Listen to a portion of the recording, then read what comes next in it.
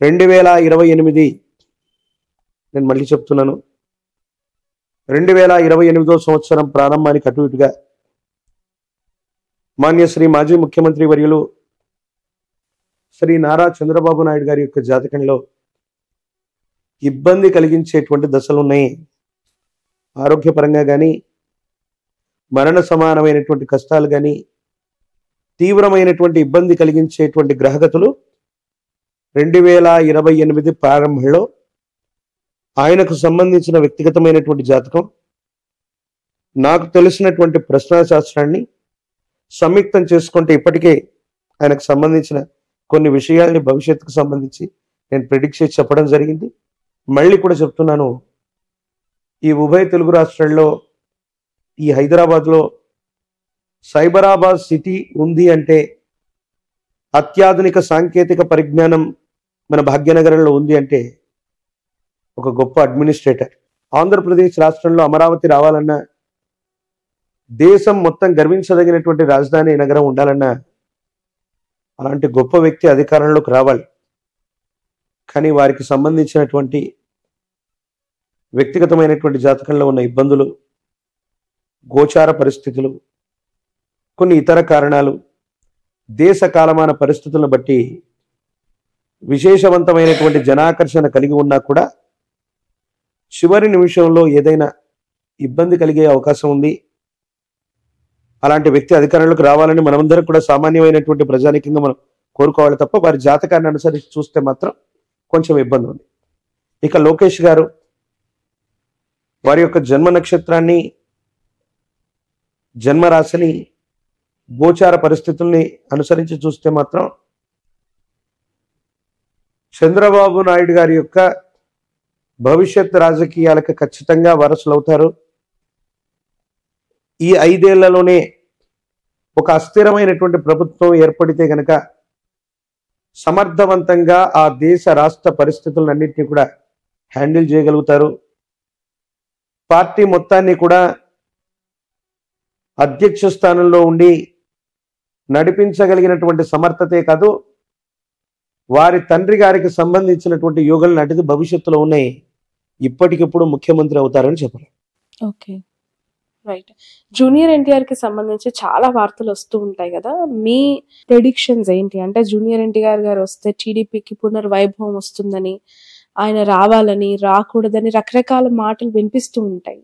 మీరేం చెప్తూ ఉంటారు? ఎన్టీఆర్ గారి తర్వాత ఆ ముఖ కవలికలు, ఆ మాట్లాడేటువంటి ఆ వక్తృత్వ భావన, ఆ శైలి చూస్తే ఎవరికైనా పెద్ద ఆయన చూసినటువంటి అనుభూతి అన్నటువంటిది కలుగుతుంది. వారు రావటం వల్ల టీడీపీకి అన్నటువంటిది మేలైతే ఖచ్చితంగా జరిగి ఉండేది, జరిగేది. కానీ కేవలం జూనియర్ ఎన్టీఆర్ గారి వాళ్ళ మాత్రమే, అంటే ఆయన మాత్రం వస్తేనే టీడీపీ అధికారంలోకి వస్తుంది అన్నటువంటి మాట మాత్రం దాన్ని నేను ఒప్పుకోను. 2009లో స్టార్ క్యాంపెయినర్గా జూనియర్ ఎన్టీఆర్ మొత్తం మన ఉభయ తెలుగు రాష్ట్రాలు తిరిగారు. మధ్యలో ఆయనకు ప్రమాదం జరిగితే కూడా హాస్పిటల్ నుంచి ఆయన క్యాంపెయినింగ్ చేశారు. మరి 2009లో టీడీపీ కానీ మహాకూటమి కానీ అధికారంలోకి రాలేదు. ఎన్టీఆర్ ఉంటే బాగుండు అనేటువంటి అభిమానులు ఉన్నారు, కానీ అటువంటి జనాకర్షణ, విశేషవంతమైనటువంటి అభిమానులు సంపాదించుకున్నటువంటి పవన్ కళ్యాణ్ గారు ఒక సభకు వచ్చినా, ఎన్టీఆర్ గారు ఒక సభకు వచ్చినా లక్షలాది మంది జనాలు వస్తారు. కానీ కాన్స్టిట్యున్సీలో వీళ్ళకి ఓట్లు ఉండవు. నల్గొండలో ఓ ప్రోగ్రాం పెడితే ఆంధ్రప్రదేశ్ నుంచి, తెలంగాణ నుంచి లక్షలాది మంది అభిమానులు రావచ్చు. ఆ వచ్చినటువంటి లక్షలాది మంది అభిమానులకి వీళ్ళు పోటీ చేసేటువంటి కాన్స్టిట్యున్సీల్లో వాళ్ళకి లేకపోవచ్చు. ఇదే జూనియర్ ఎన్టీఆర్ గారి యొక్క సోదరైనటువంటి సుహాసిని గారు కూకట్పల్లి నుంచి గత ఎన్నికల్లో పోటీ చేసినట్టున్నారు. ఎన్టీఆర్ గారు ప్రత్యక్షంగా మరి ప్రచారం చేశారో లేదో తెలియదు, కానీ తన సోదరికి సంఘీభావంగా వెళ్ళారు. కేవలం ఒక్క జూనియర్ ఎన్టీఆర్ గారు రావటం వల్ల తెలుగుదేశం పార్టీ చరిత్రను తిరగరాస్తారని కాదు, తెలుగుదేశం పార్టీ అనేటువంటిది అదొక గొప్ప చరిత్ర. 40 సంవత్సరాల క్రితం ఆనాడు ఉన్నటువంటి ప్రత్యేకమైన పరిస్థితులను బట్టి తెలుగు వాళ్ళ కోసం ఒక ప్రాంతీయ పార్టీగా ఏర్పడి దేశ రాష్ట్ర రాజకీయాలన్నింటినీ కూడా ఇచ్చేసినటువంటిది ఎంతో మంది కార్యకర్తల యొక్క బలం ఉంది. జూనియర్ ఎన్టీఆర్ గారు రావటం వల్ల అడిషనల్ ప్లస్ అవుతుంది తప్ప వారు మాత్రమే రావటం వల్ల ఈ పార్టీ నిలబడుతుంది అన్నటువంటి దాంట్లో వాళ్ళ అభిమానులు బాధపడచ్చు, వారి అభిమానులు ఇదవ్వచ్చు. ఆయనకు ఆ ఉద్దేశం ఉండి పార్టీని బ్రతికించాలన్నటువంటి స్థితిగతి ఉంటే ఈ పార్టీకి ఎప్పుడో వారు వచ్చి ఉండేవాళ్ళు. నాకు తెలిసి ఆంధ్రప్రదేశ్ కాకుండా సమీప భవిష్యత్తులో తెలంగాణకు సంబంధించిన రాజకీయాల్లోకి జూనియర్ ఎన్టీఆర్ గారు వచ్చేటువంటి అవకాశం. అంటే తెలంగాణకు సంబంధించినటువంటి తెలుగుదేశం పార్టీ ఇక్కడ కొంచెం చాలా తక్కువగా ఉన్నటువంటిది ప్రస్తుతం ఉన్నటువంటి పరిస్థితుల్లో. సమీపమైన భవిష్యత్తులో ఈ కుటుంబ సభ్యులందరూ కూడా కలిసి తెలంగాణకు సంబంధించినటువంటి విభాగం ఏదైనా జూనియర్ ఎన్టీఆర్ గారికి ఇస్తే అది మంచి అడ్వాంటేజ్ అయ్యే అవకాశం ఉంది. తప్పనిసరిగా ఒక మంచి రాజకీయ నాయకుడిగా ఆయన రాణించగలిగినటువంటి యోగ్యత, ఆ పరిపక్వమైనటువంటి గుణాలు ఉన్నాయి. ఇది ఏపీ లేదా ఉభయ తెలుగు రాష్ట్రాలు మొత్తం జరగకపోవచ్చు, తెలంగాణ రాజకీయాల్లో క్రియాశీలకంగా ఉండేటువంటి అవకాశం అది కూడా ఇప్పుడు అని చెప్పలేం, సమీప భవిష్యత్తులో జరిగితే జరగచ్చు. ఇక్కడ బిఆర్ఎస్ పరిస్థితి ఏంటి? కేసీఆర్ గారి ఆరోగ్యం కావచ్చు, కేటీఆర్ గారి లీడర్షిప్ అవ్వచ్చు. ఇకపై ఆశ్లేష నక్షత్రం, కర్కాటక రాశి, అష్టమ శని ప్రభావం ఒకటి కేసీఆర్ గారి యొక్క జాతకంలో ఉంది. గురు సంబంధమైనటువంటి బలం తక్కువగా ఉంది.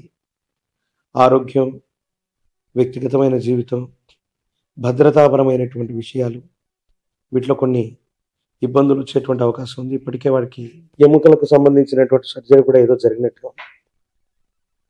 కేటీఆర్ గారు మృగశిర నక్షత్రం, సమీపమైనటువంటి భవిష్యత్తులో వారసత్వ రాజకీయాల్లో ఒక వ్యక్తి యొక్క పేరును నిర్ణయించగలిగితే బీఆర్ఎస్ భారత రాష్ట్ర సమితి మనుగడ అన్నటువంటిది బాగానే ఉంటుంది. కానీ కేసీఆర్ గారి యొక్క జాతకంలో మళ్ళీ ఆయన నేతృత్వంలోని బీఆర్ఎస్ ముఖ్యమంత్రి లేదా మళ్ళీ మూడోసారి ఆయన అధికారంలోకి వచ్చేటువంటి స్థితిగతులు ఆయన జాతకంలో ఖచ్చితంగా మళ్ళీ అవకాశాలు ఉన్నాయి. అంటే వచ్చే 5 ఏళ్లలో అని చెప్పలేం. ప్రస్తుతానికి రేవంత్ రెడ్డి గారి యొక్క నేతృత్వంలోని ఈ ప్రజాస్వామ్య వ్యవస్థలో సుస్థిరమైన ప్రభుత్వం ఉండాలని మనం కోరుకుందాం. కానీ ఏదైనా కారణాల వల్ల కేసీఆర్ గారి యొక్క నేతృత్వంలోని బీఆర్ఎస్ కానీ, కేటీఆర్ గారి యొక్క నేతృత్వంలోని బీఆర్ఎస్ కానీ ఈ 5 సంవత్సరాల్లో మళ్ళీ ఏదైనా అటువంటి అవకాశాన్ని చేజెక్కించుకునే అవకాశం ఉంది. అలాగే ఇదే కుటుంబానికి సంబంధించిన హరీష్ గారి యొక్క నేతృత్వంలో, హరీష్ రావు గారు, నాట్ ఓన్లీ బీఆర్ఎస్, ఆయన ఖచ్చితంగా తన జీవిత కాలంలో ముఖ్యమంత్రి పదవి అధిరోహించగలిగినటువంటి సంభావ్యత వారి జాతకంలో ఉంది. హరీష్ రావు గారు అంటే కేసీఆర్ గారి యొక్క కుటుంబం నుంచి 1 నుంచి 3 ముఖ్యమంత్రుల్ని, అంటే కేసీఆర్ గారు ఆల్రెడీ ముఖ్యమంత్రి అయ్యారు, మరో 1 లేదా 2 ముఖ్యమంత్రులు ఆ కుటుంబం నుంచి రాబోతున్నారు. బీఆర్ఎస్ భవితవ్యానికి ఎటువంటి ఇబ్బంది లేదు. టీఆర్ఎస్ బీఆర్ఎస్గా మారిందనో, బీఆర్ఎస్ టీఆర్ఎస్గా మారిందనో ఇది జరుగుతుందని చాలా మంది మాట్లాడుకుంటారు, అది వేరే సంగతి. హరీష్ రావు గారు, కేటీఆర్ గారు భవిష్యత్తులో ముఖ్యమంత్రి స్థానాన్ని అధిష్ఠించగలిగిన స్థితిగతుల్లో ఉన్నారు. కానీ హరీష్ రావు గారు బీఆర్ఎస్ నుంచే ముఖ్యమంత్రి అవుతారని నేను చెప్పాను. ఓకే, అంటే ఆ పార్టీ నుంచి బయటకు వచ్చే అవకాశం ఉందంటారు. అంటే దేశ కాలమాన పరిస్థితులను బట్టి, అప్పుడున్న అవకాశాన్ని బట్టి బాంబు పేల్చారు ఇప్పుడు మీరు. యాక్చువల్లీ బీఆర్ఎస్ ముఖ్యమంత్రి అవుతారు కానీ బీఆర్ఎస్ నుంచి కారు అని. అది ఎందుకని అనవలసి వచ్చిందంటే కేసీఆర్ గారు భవిష్యత్తు వారసుడిగా కేటీఆర్నే ప్రకటిస్తారు. ప్రస్తుతానికి ప్రధాన కార్యదర్శి అవ్వచ్చు, లేకపోతే అధ్యక్షుడి తర్వాత సమితి స్థానంలో కేటీఆర్ గారే ఉన్నారు. ఎవరైనా ముఖ్యమంత్రి అవ్వాలి అంటే పార్టీ నిర్ణయ ప్రకారంగా అధ్యక్ష స్థానంలో ఒక వ్యక్తిని ఎన్నుకోవాలి. అది శాసనసభకు అధ్యక్షుడు లేదా పార్టీ ఎమ్మెల్యేలన్నీ కలిసి. ఆ అవకాశం హరీష్ రావు గారికి వచ్చే అవకాశం ఉంటుందని నేను అనుకోను. కానీ ఖచ్చితంగా ఆయన హరీష్ రావు గారు సమీప భవిష్యత్తులో తెలంగాణకు సంబంధించిన ముఖ్యమంత్రిగా వారు ఉండబోతున్నారు, నో డౌట్ అట. Right. Thank you so much for your valuable time అండి. చాలా విషయాలపైన మీ అభిప్రాయం మాకు తెలియజేశారు. సంతోషం. జై వీరబ్రహ్మ, జై గోవిందమ్మ. ఇప్పుడు ఆపరేషన్ లేకుండానే మోకాళ్లకు ప్లాస్మా ట్రీట్మెంట్. మీ ఆర్థోపెడిక్ సమస్యలన్నిటికీ రోబోటిక్ టెక్నాలజీ ద్వారా తక్కువ ఖర్చుతో శాశ్వత పరిష్కారం. Free consultation. ప్రతి ట్రీట్మెంట్ పై 20% డిస్కౌంట్. ఈ ఆఫర్ కొద్ది రోజులు మాత్రమే. త్వరపడండి. V9 hospitals 9281465842.